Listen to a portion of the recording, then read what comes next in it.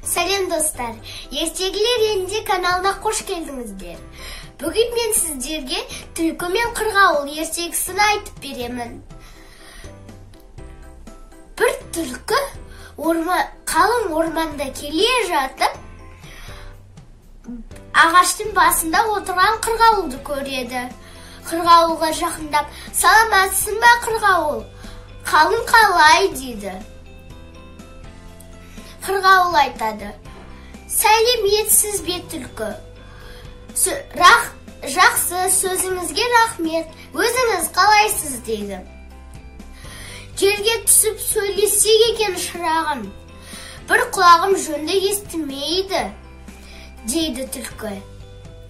Қырғауыл: жерге түспеймін, жерге түсуге қорқамын, жерде әртүрлі аңдар бар, бізді жеп қоюы мүмкін дейді.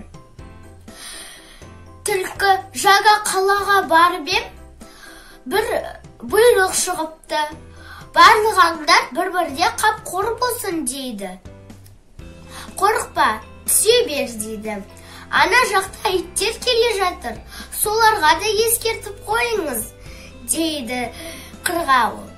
Түлкі алдына артына қарамастан қаша жөнеледі. Сөйтіп қырғауыл түлкіді